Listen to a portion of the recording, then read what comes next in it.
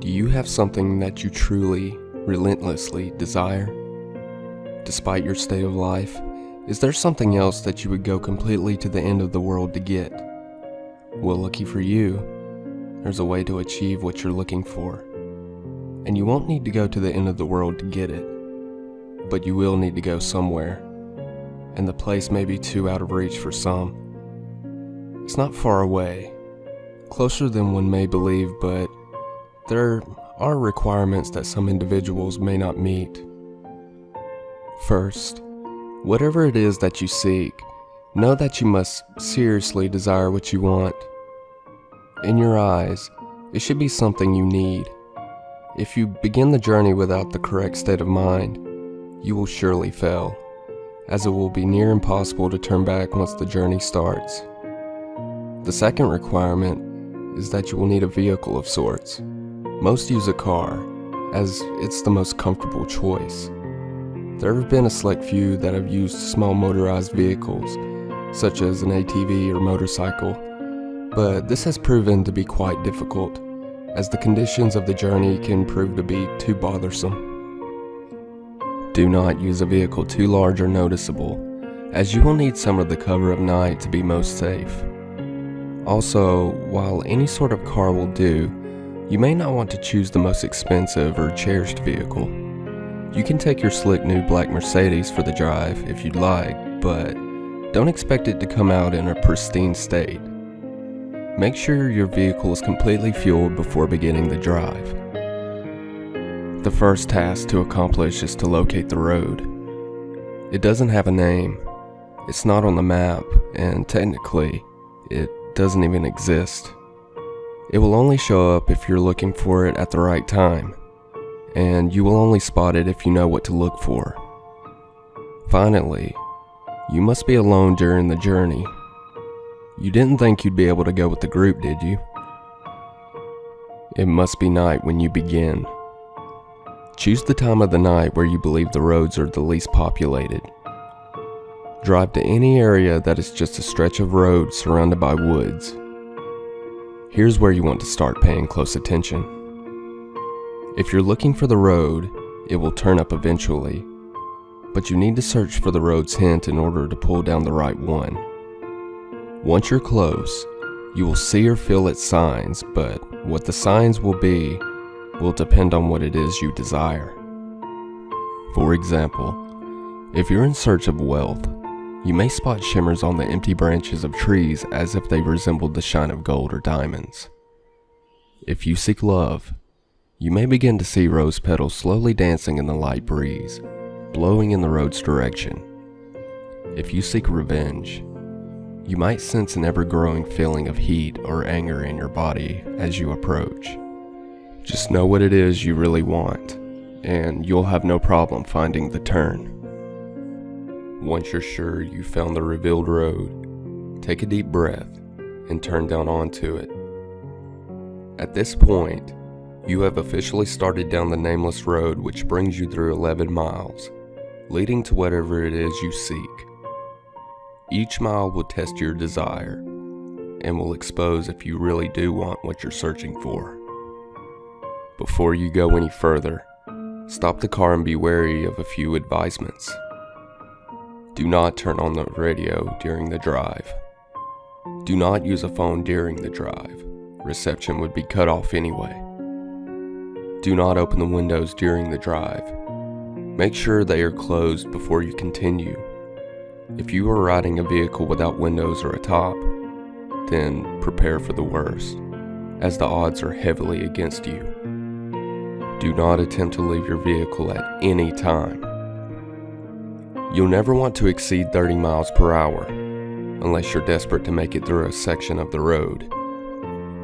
And most importantly, as with any drive, buckle up. Feel free to prepare and make sure you're ready. Once the road has been entered, time has stopped, so you don't need to worry about losing the night. Though you may not notice, you're not actually in your own world anymore. Take one last moment to realize that once the first mile is over, there is no turning back. If you ponder turning back at all, know that you shouldn't even be on the journey in the first place. Once all is done, continue on the road. On the first mile, you won't see much change. The road passes through mostly woods, with a few miles being an exception. The air will turn a bit colder, in which you should turn on your heating system if the vehicle has one. You won't want to take your eyes off the road later. Take some time to calm any uneasiness by admiring some of the night sky. You'll see it completely lined with stars, more than what you would ever believe possible. If the weather was cloudy beforehand, you'll also notice that the sky is now clear. On the second mile, the air will become even colder. This is primarily the reason why traveling in an open vehicle is very difficult. With each mile, the air will drop in temperature even if the season should be warm. If the air is too cold to bear, even with the heat on, your only option is to speed up. With each mile, the road also becomes more complex, taking more turns and showing an increased amount of road hazards. Be sure to always keep focus on the road in front of you in order to avoid as many bumps or obstacles as possible. Hitting a few rocks or potholes won't hamper your progress too much, but you'll want to keep in the best condition for as long as possible. If your vehicle is forced to a stop because of damage, then there's nothing left you can do but eventually freeze to death. On the third mile, you may begin to spot silhouettes of human figures in the linings of trees. Pay no attention to them, even if they seem to get closer. It will be hard to resist peeking at their unnerving, distant appearance, but know that they will reveal themselves later. At this mile, the road will become dirt if you weren't driving on it in the beginning. Keep to the center of the path, as it will become narrow and wide at random intervals. On a quick side note, you should never attempt to turn around, despite the previous warnings. You'll be left on a path which never ends. You would simply run out of fuel eventually, and be left to freeze in the cold conditions. On the fourth mile, you will not only see more of the figures, but you will begin to, in a sense, hear them. In the back of your mind, a very faint, unintelligible whisper will echo. These will come and go, but you can't stop them. If they become bothersome or distracting, try and tune them out by thinking of what it is you desire. Attempting to listen and determine what the voices are saying will only attract them to you, and you want to be as far away from them as you can.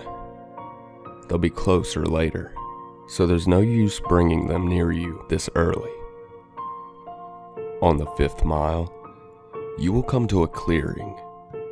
The lining of the trees to your left will disappear to reveal a lake with no wind, with a beaming great moon over the water.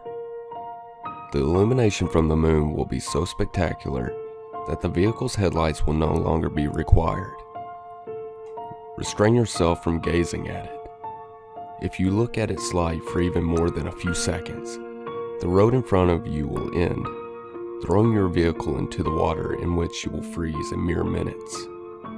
The voices will be gone for this mile, but don't rejoice yet. They'll be back. On the sixth mile, take into account that you're more than halfway done. Despite the progress, you may lose hope here. The stars will have disappeared at this point, leaving the sky an empty black abyss. The clearing will have ended, leading you back into the woods. The only light you will have will be provided by your vehicle's headlights, but they will flicker from time to time, even if you're sure they're in perfect working order. If you have a radio in the vehicle, it will turn on here automatically. If you didn't turn it off beforehand, it will produce an overwhelming screech that will send you off the path. A calm voice will then begin to speak about your greatest fears, what it is you are horrified of in your life. It will speak in a way that will cause you to visualize the words in your mind, so don't listen to it. If you begin to comprehend what it's saying, the horrors will prove too much for you to stay on the road safely. Attempting to turn off the radio will prove no use. Speed up if you need to. Just keep your mind off the voice as much as you can. As you approach the end of the mile, the voice will fade out of the speakers, leaving your ears at peace, for now. On the 7th mile, the voices from the figures will return. It won't sound like a whisper this time, but more like distant screams, growing closer with each second. At some point on this mile, you'll hear one of them in your ear, as if one of them were right behind you. This is because one of the figures have found their way into your vehicle. Do not turn around. Their faces will shock you into a paralysis, leading you off the road. If you don't draw attention to it, it will become uninterested and hopefully leave. These beings are said to be the ones who have traveled down this road before, but were not successful. They live the remainder of their existence suffering in the darkness, with their only goal being to bring the other travelers down with them. It has been said from experience that these beings can't physically harm you, so as long as they don't cause you to wreck, you should be fine. On the 8th mile, slow down if you're going too fast. The road here takes very sharp turns, which if overshot would throw the vehicle into a pit through the trees. The cold is near fatal here. If you were to have a glass or a bottle of liquid in your vehicle, it would be solid in seconds. The heating system will have become completely obsolete. Your headlights will flicker more, sometimes shutting off for a few seconds. You should brake if this happens, but do not completely stop. The figures will be following you at this point, and should you stop for too long, they will surround and trap your vehicle. More of their screams can be heard from outside your doors, sometimes even sounding of maniacal laughter. Their hands will claw at your window, desperate to reach in and feel something living. Do not look at them. They won't block your windshield. And the last thing you want to happen is to crash and be trapped with them. If you don't make it from here, pray that it's the freezing that ends you. On the 9th mile, your vehicle will stall. The headlights will shut off, as will all other systems inside. There's nothing you can do to prevent this.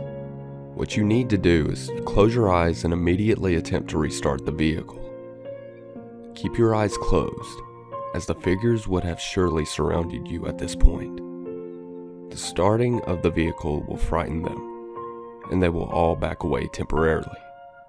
This will give you a chance to start moving forward again. If you begin to hear the windows crack from the struggle, don't lose focus. The beings can alter the vehicle, but remember that they still do not have the strength to physically affect you.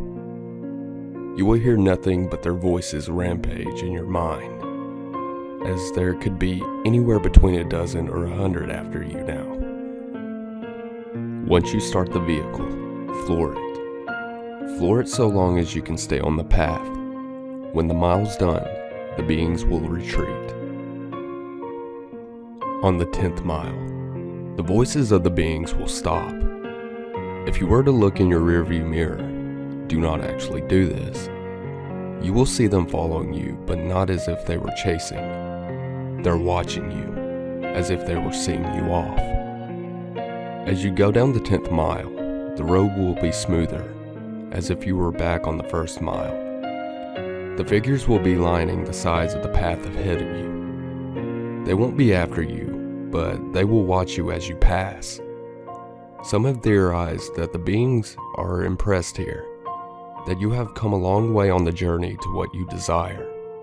This is false. They are not impressed, but they are happy. They are happy you are about to approach the next mile. They are happy because you are most likely going to your death. On the 11th and final mile, everything in your vehicle will lose power as it did on the 9th mile.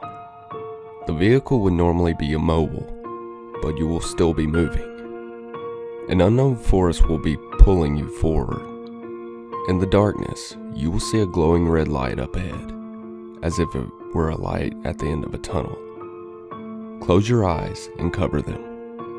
Do whatever it takes to make sure you do not see what you're about to go through. Covering your ears would also be helpful, but keeping your eyes covered should be a high priority. The red light is another clearing, but there's no moon or lake this time. Once it's entered, unrelenting and inconceivable noises will sound from all directions. No amount of bravery and conditioning will spare you from these sounds. The cold will turn into a merciless heat, burning all parts of the vehicle. You will feel the illusion of the flesh being burned off your bones, that every part of you is being destroyed as you travel through screams and audible suffering.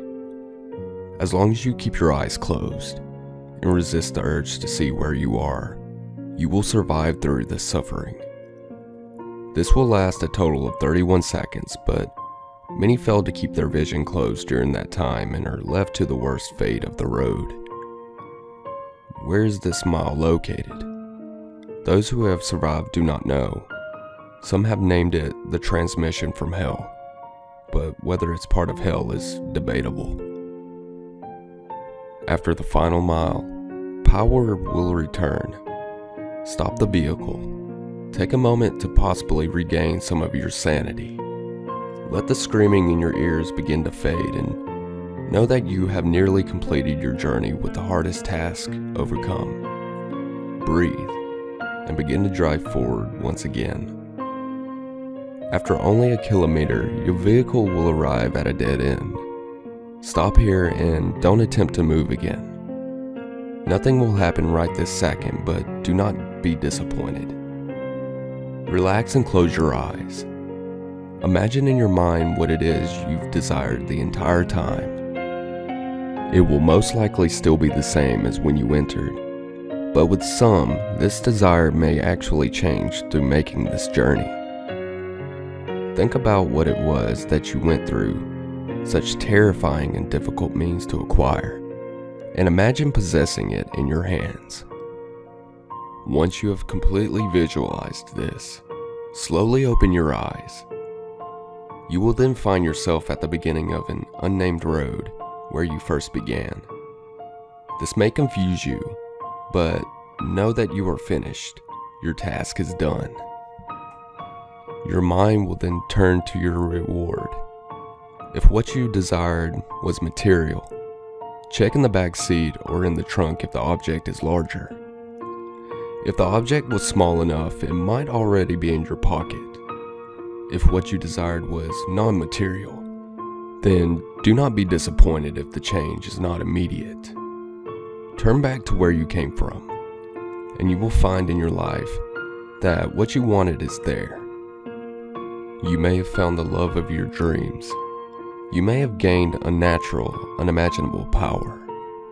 You may have put your most hated enemy to the most satisfying revenge possible. You will have no doubt gained what you deserved. So now that the task is done, what's the catch? Is your vehicle cursed? Is there something you're about to lose?